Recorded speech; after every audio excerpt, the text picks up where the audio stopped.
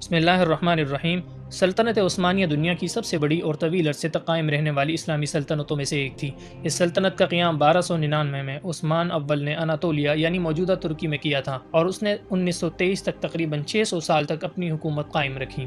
عثمانی سلطنت اپنے عروج کے وقت 3 بر اعظموں میں پھیلی ہوئی تھی۔ اس کی حدود جنوب مشرقی یورپ، مغربی ایشیا اور شمال افریقہ تک تھیں۔ اس میں موجودہ ترکی، بلقان کے اکثر ممالک، بوسنیا، کوسوو، البانیہ وغیرہ، اور اسی طرح مصر، شام، عراق، حجاز اور موجودہ سعودی عرب اور شمالی افریقہ کے کئی ممالک شامل تھے۔ یہ سلطنت اسلامی دنیا کا مرکزی، سیاسی اور عسکری مقام رہی اور مغربی یورپ، فارس اور افریقہ میں اہم اثر و رسوخ رکھتی تھی۔ عثمانی سلطنت نے علم، ثقافت اور فنون میں بھی بے پناہ خدمات انجام دی۔ اس کے دور میں اسلامی فن تعمیر میں عظیم کارنامے سر انجام دیے گئے، جیسے کہ مشہور آیا صوفیہ مسجد، جسے بعد میں میوزیم اور پھر دوبارہ مسجد میں تبدیل کیا گیا۔ عثمانیوں نے ہاتھ سے بنی کتابوں، اسلامی خطاطی اور خاص اسلامی طرز تعمیر کے فروغ میں اہم کردار ادا کیا۔ عثمانی حکمران کو سلطان کہا جاتا تھا اور بعد میں خلافت کے ادارے کے ذریعے عثمانی سلطان کو خلیفہ کا لقب بھی ملا۔ یہ سلطنت ایک مضبوط اور منظم حکومتی نظام کے تحت چلائی جاتی تھی، جہاں عدالتی، انتظامی اور عسکری شعبوں کو منظم انداز میں سنبھالا گیا۔ عثمانی دور میں دیوان یعنی مشاورتی مجلس بھی موجود تھی، جہاں ریاستی امور پر بحث و مباحثہ ہوتا تھا۔ عثمانی سلطنت کی فوجی طاقت بھی ناقابل تسخیر سمجھی جاتی تھی۔